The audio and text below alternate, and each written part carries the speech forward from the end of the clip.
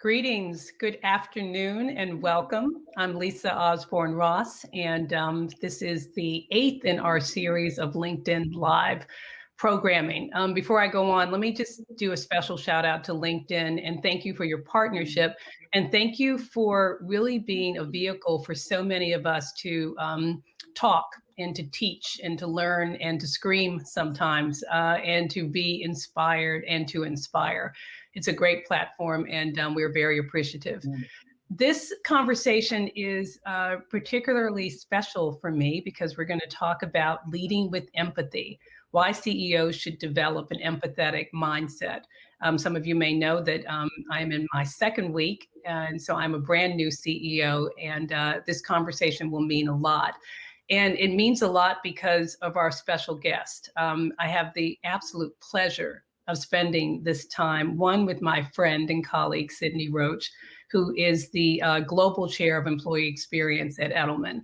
And with Sydney is Jamil Zaki, who I just met, but I think we may have known each other in a previous life because of the very quick connection that we had and your outlook on life. But Jamil is a professor of psychology at Stanford University and director of the Stanford Social Neuroscience Laboratory. I'm going to turn it over to Sydney because of something that she did maybe 18 months ago.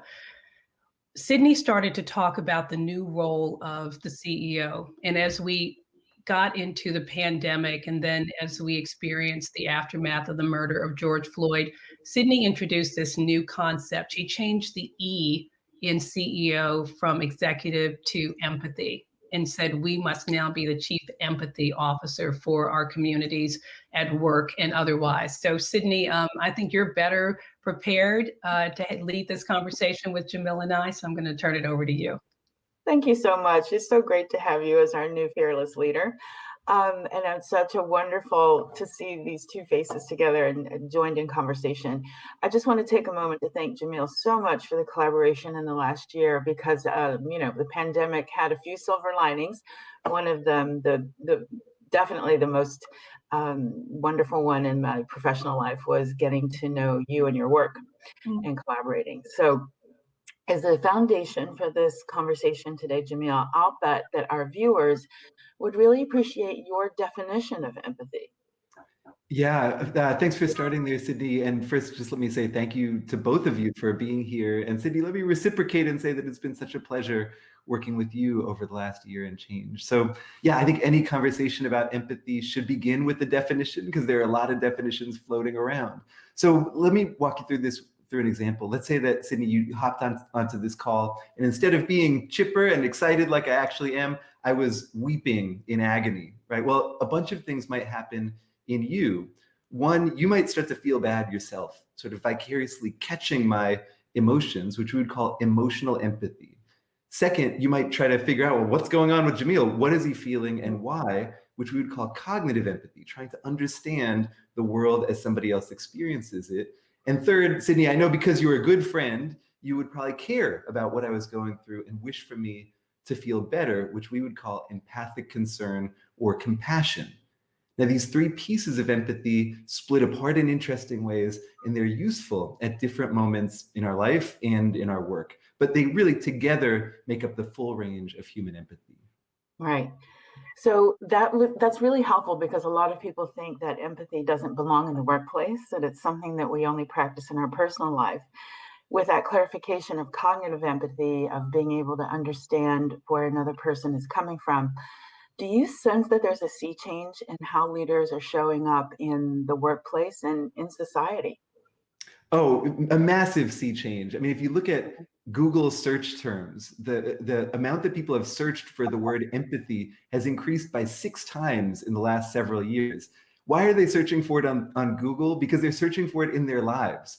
And I think that moments of crisis, like what we've gone through in the last year, really highlight the need to reconnect as human beings. I think that coming out of this time of crisis, we will need to, if we want to flourish at all, if we want to survive and thrive, center human connection in our workplace. I think leaders are understanding that more now than ever. The question is, how can they deliver on it? And that's where, I think the devil is in the details. Right. And that's what compelled us to write the guide, the ebook that we're going to be talking about a little bit later. But Lisa, just as a follow-on question, it's still a moment of uncertainty and anxiousness in society as we return to the workplace. There's continued racial injustice, vaccine hesitancy, and people around the world still pretty divided politically. What does being an empathetic leader in the workplace look and feel like today against that backdrop from your perspective? It's one, recognizing that everything that you said exists. I think so many times it's just like the pure recognition of it's hard right now. It's complicated right now. There's a lot going on right now. My emotions are conflicted. I'm confused. I don't know what to believe. And so I think there's sometimes a tendency for leaders to feel that they have to be like this. Like I'm not aware of anything else because I've got my eye on the prize. But I think increasingly for many of us, it is, I can't have my eye on the prize unless I'm aware of everything that's around me. And I'm aware of how people are feeling and what gets in the way of them doing their best work. And part of it is acknowledging you're afraid, you're worried, you're hurt, you're angry, you're happy, you're hopeful. So part of it is just acknowledging. If I can just piggyback on that, Lisa, what you're saying is exemplary. I think that these days, if leaders think that they want to return to business as usual or act as though the world is normal, that's not just not sending an empathic message, it's sending a very specific and unempathic message that doesn't have openness to the lived experience that people all around them have. I think that when you do that, when you solicit and invite people to share their experiences and then respond in kind, do something that validates what the experiences that they're reporting on, you actually create a culture that is not just happier and healthier, but also more productive. I mean, one example to me has been the revelation that investment in mental health services has a 3-to-1 return on investment at just a bottom line level. I mean, I don't think that we need to make a business case for it. You can also make a human case for it. But it's true, Lisa, as you say, that if you want people in your organization to thrive, including to be productive and innovative, you need to meet them where they are as people first. And it's also a recognition that the human case is the business case. You cannot separate the two out. Business is human. Coming to work every day is human. Profitability is human. It's created by humans. And I think very often we try to separate those things out. And then, Sydney, it was something that you said a while ago about empathy that really stayed with me. And it's an overused term, but a lot of it, empathy for me is I see you. It is recognition that you are seen. And if I see you, then I see that you are feeling something, and I have to recognize that. And I think we as leaders have a responsibility to not only be seen in our own humanity, but also to see people and to let them know, I see you and I'm with you and let's get through this together. It's so interesting that you brought that up. I was talking about that last night with a friend, and being seen is at the root of an inclusive workplace culture. Being seen is actually what is the genesis for high-performing individuals. You see their strengths, you enable those strengths, but people need to be seen first. So thank you for reminding us of that, Lisa. So Jamil, you and I have been working and collaborating on an ebook that's being published this week. It's called Leading with Empathy in Turbulent Times. It's a practical guide for leaders. And we created this ebook in response to the piece that you penned for Edelman.com this time last year called CEO as Chief Empathy Officer. And you and I had a Q&A about that online. But readers of that piece told us they wanted practical guidance on how to apply empathic leadership to all of these challenges, whether it's a more inclusive workplace, ESG. But I'd love for you to share a few of the high points and the main points from the book that you'd like to tell our viewers about today. Yeah, thanks, Sydney. And it's been such a pleasure to work on this. And I can't wait for folks to read it. I hope it could be helpful to many. So, I mean, I think that a couple of the key points that I sort of resonate with the most that come to me are some that touch on what has already come up in this conversation. First, that empathy, although it's often viewed as a soft skill, is one of the hardest things to learn, one of the most important things to learn, but it is learnable, right? That it's a skill that anyone can develop. And that's an opportunity. It's also a responsibility if you're a leader, right? I think that we talk a lot in leadership about you got to push yourself to the edge. You have to be willing to fail in order to innovate.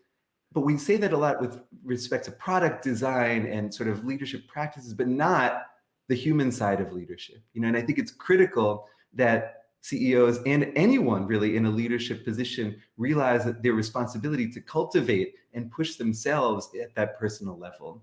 I think another thing that was really fun to write about in the book is the way that we sort of reward and highlight different behaviors. So it's not just, do we see people? How do we help people in a workplace see each other better?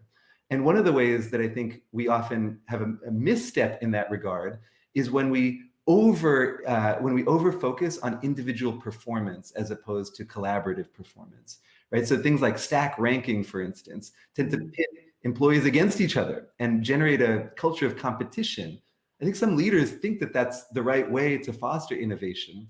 But in fact, when we build a competitive, selfish workplace culture, an unempathic workplace culture, people turn inward.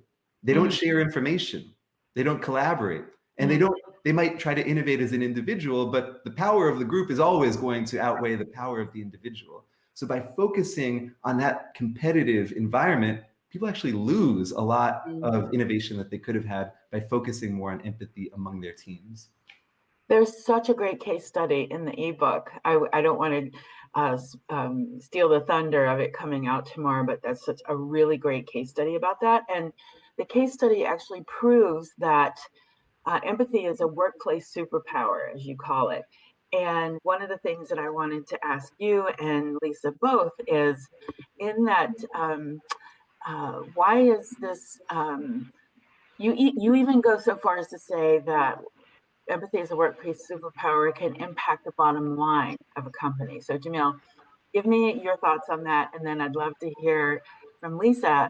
You model this every day, but would you go so far as Jamil in saying it actually helps you drive performance? I can start, and Lisa, I'd love to hear sort of your actual experience here, because I'm sort of sitting on the outside studying this. But I mean, there's just tons of evidence that empathy sits in the middle of a web of other qualities that make work. Things like inclusion and psychological safety and trust. I mean, in general, when people feel as though their workplace is responsive to who they are more loyal to that organization, they'll work harder for it, and they'll work more, again, collaboratively in ways that just make people more productive and produce better work, right? So I think that again, I always hesitate to make the pure, it's very easy to make a business case for empathy, but I also like to say, and Lisa, I can't put it better than you did, that the human case and the business case are the same, and that we do need to remember that it's not just because it leads to productivity and loyalty and innovation that we should be empathic. It's because that's true, I think, to who we are at a fundamental level as a species. I want to go back to, I'll comment on that, but it was something that we talked about. We all talked about being seen, and then you all reminded me and our listeners that it's not just for me to see people, but that we have to see each other. And the reason that I think that is so critically important is that organizations are not leadership. Organizations are the people who work there. Organizations are in the middle. Everybody's like, oh, it all starts at the top. I know it also falls apart in the middle if people are not bought in whatever the approach is and whatever the belief is. And so, but I do believe that it is tied to profitability. And because when I see people and when we see each other, and you talked, Jamil, so importantly about psychological safety, we have to be in environments where we have to say, okay, this is crazy, but, and say it.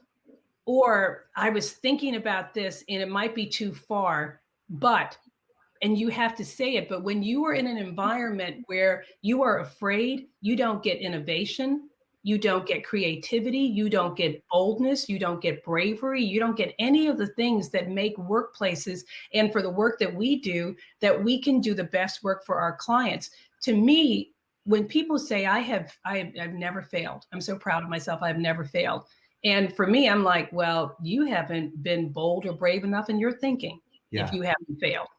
Because we all have to. I mean, we try to avoid epic failures, of course, but you have to get out there. And I think as conveners in a workplace, we have to create environments where people can be their best selves, can be their authentic selves, and can come forward with something and not be afraid of failure or being isolated because they said something quote unquote stupid. Yeah, and if I could just piggyback on that, Lisa, because I love the point that you're making. I think that one of the ingredients to psychological safety is the sense that I can also talk not just about here's my crazy idea, but also, hey, I'm really struggling today because of this, right? And so there's a study that came out just a couple of years ago that found that when leaders, managers invited their employees to talk about emotions, right? Not just to talk about their work, but to talk about their experiences as people, that those employees trusted their leader more and were also more willing to innovate and take risks at work, right? I mean, I think these days, I mean, think about the pandemic and, as you're saying, the murder of George Floyd and these other atrocities that we've been living through.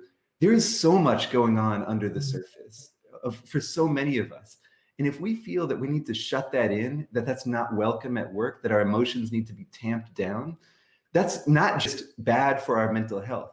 It's bad for our creativity and our work. It's almost like there's evidence that suggests that pushing down our emotions, suppressing our emotions, takes as much cognitive energy as doing math in our head. So if you feel like your emotions are not welcome, you're going to be distracted by the work of pretending to feel something that you're not feeling, surface acting, and that will take you straight out of the work that you're supposed to be doing.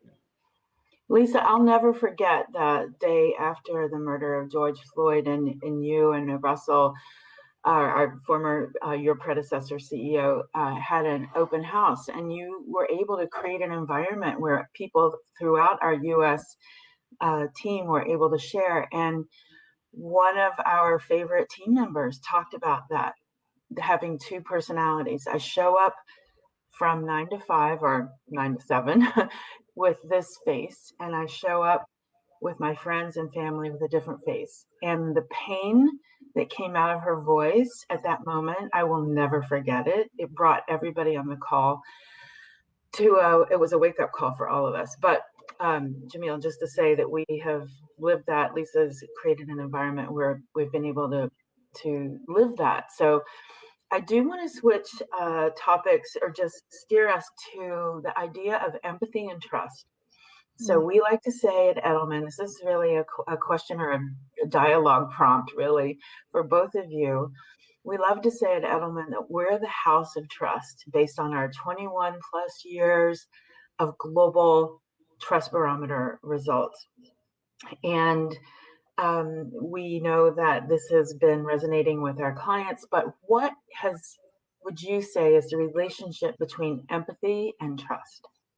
So Jamil, why don't you go first and give us sort of the academic definition, and then Lisa, what you see in the workplace here or with clients.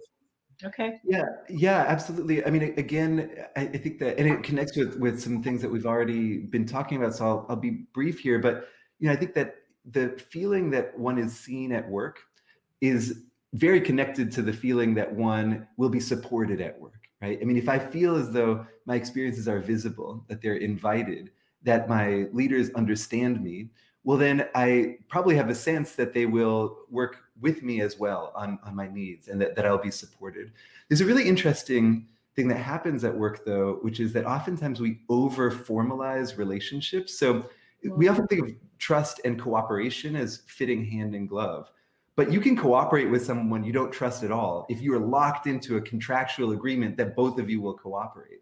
I think sometimes if at work we over-formalize things, we make everything really tit for tat, or we make sure that everybody knows what they need to do. Sometimes, Sydney, if you did something really kind for me, but I know that you needed to do that, or that you were forced to do it, that actually doesn't build very much trust. So I think sometimes one of the counterintuitive things we can do to build trust is force people to be trustworthy less, but open them up to connecting more, right? So give them more space to make connections on their own. Because I think that if you do something kind for me, Sydney, and I think you did it just because you had to, I might not trust you.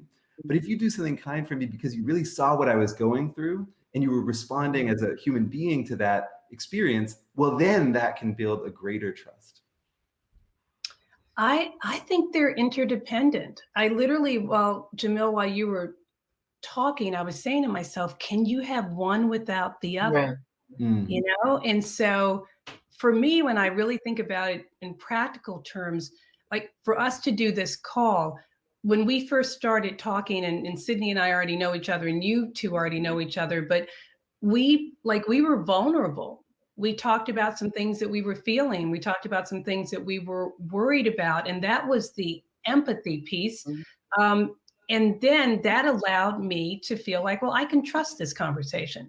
So I trust this small community to say what I think, to not be judged for it, for people to be receptive to it. And so I don't know that you can have one without the other. And Sydney, you're right. I mean, our vision is that, you know, a culture of trust will not only drive remarkable growth, but will drive opportunities for us to advise our clients, and our clients have to trust us. And we saw this summer. Like, some of the issues that we were talking about were really hard issues, and they were things that people were, it was race, and it was inequity, and, you know, people are feeling guilty, and they're like, I didn't do anything, but I know it's a problem. And, you know, but in order for us to even get to a good counseling point with our clients, they had to trust us and we had to trust them. And I think you need it all the time, but when the you know what hits the fan, you really have to have trust in that relationship. Otherwise, you can't succeed. I don't think that you can. So I would love to do a double click down. Now, we talked about trust in general in the workplace, but every organization I know today is really digging deep to understand how to enable a more inclusive workplace with a greater sense of belonging, how to make everyone feel they have an opportunity to thrive. So what is the role of empathy specifically in creating a sense of more inclusivity in the workplace inclusivity?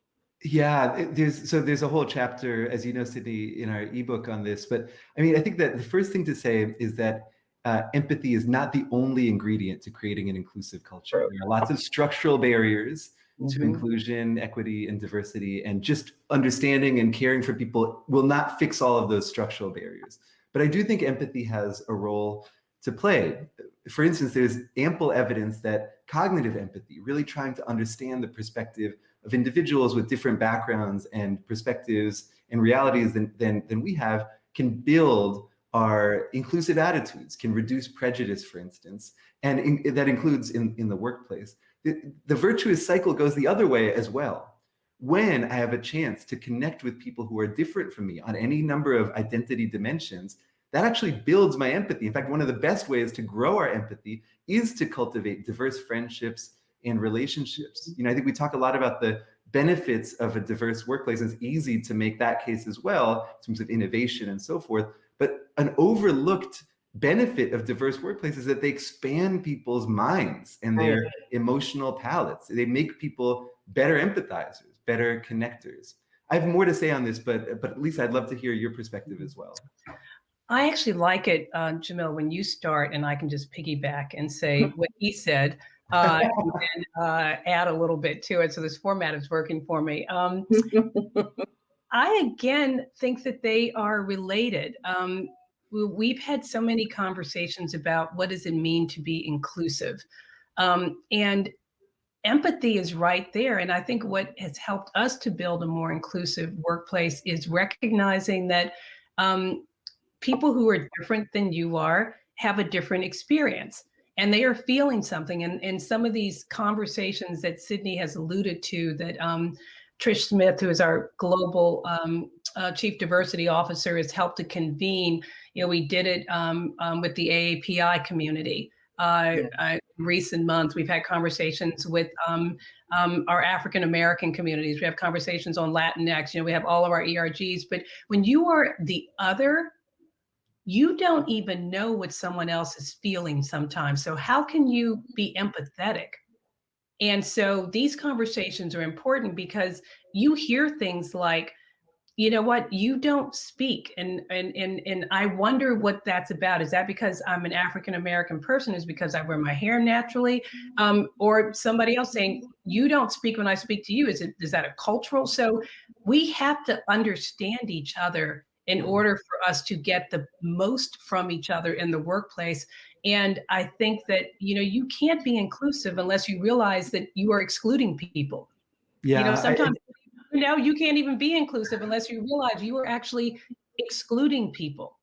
And I think that's where it comes in.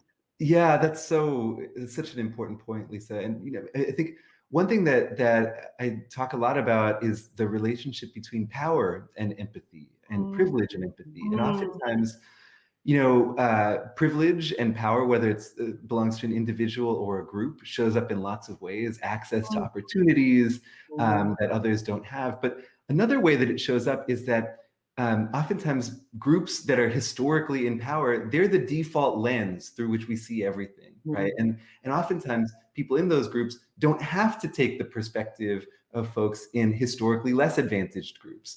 And if they get it wrong, they're not corrected, right? So there's a lot of ways in which power and privilege actually make it harder to understand the perspective of people who, again, traditionally don't have it. So one of the tricks that can help rebalance if we think of the empathy scale in the workplace and our culture writ large as imbalanced towards people who have power and not towards people who don't have it, one way to balance that scale is what I call perspective getting. Oftentimes leaders try to do perspective taking, where I imagine what you're feeling, what you're going through. And that's a well-intentioned thing, but it doesn't always work, right? I could work really hard to understand what you're feeling or to imagine what you're feeling and get you totally wrong. So oftentimes, it turns out that research demonstrates that one of the better ways to connect people across difference is to have people in traditionally high-powered groups be the ones asking for perspective getting, sort of recruiting or requesting the experiences of people from other groups, right? And to have Jamil, this there's a case study in our ebook about the wonderful Microsoft CEO. And he says, if you're having trouble practicing empathy in personal workplace relationships, think about what you do as a leader. That's what you just described is exactly what leaders do when they're trying to innovate a product. Right. They literally need to get perspective taking and apply it to product development and the process of product development. And so he says, leverage those same muscles that you have, as every leader does, in being inquisitive and curious about product innovation, and apply it to perspective getting with a workforce. So I was looking for one of those buttons, Sydney, where I could clap when both of you were talking, because I totally co-sign everything that you said. And one of the things that we've talked about is, and I think this is rooted in being inclusive, which is rooted in empathy, is when you sit down and you set a table and you're about to advise a client, if you sit down and everybody looks like you and everybody thinks like you, you're not going to have a good outcome. Yeah. And you have to, but and that's how you become more inclusive, by saying, I need to have various points of view. I need to have, if I'm a Republican, I need some Democrats. If I'm a progressive, I need some conservatives. If I am African-American, East Coast, and I need some people from the South and some people that don't look like me. But that is where you get inclusivity, where it breeds innovation and it breeds in creativity. But you can't do any of that unless it's rooted in empathy, because you see people.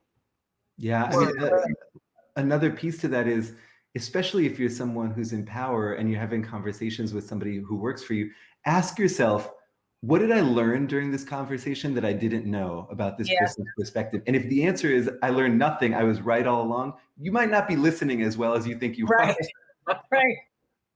Well, that is a really good way to end this conversation, by being better better listeners. I can't believe how quickly the time has gone by.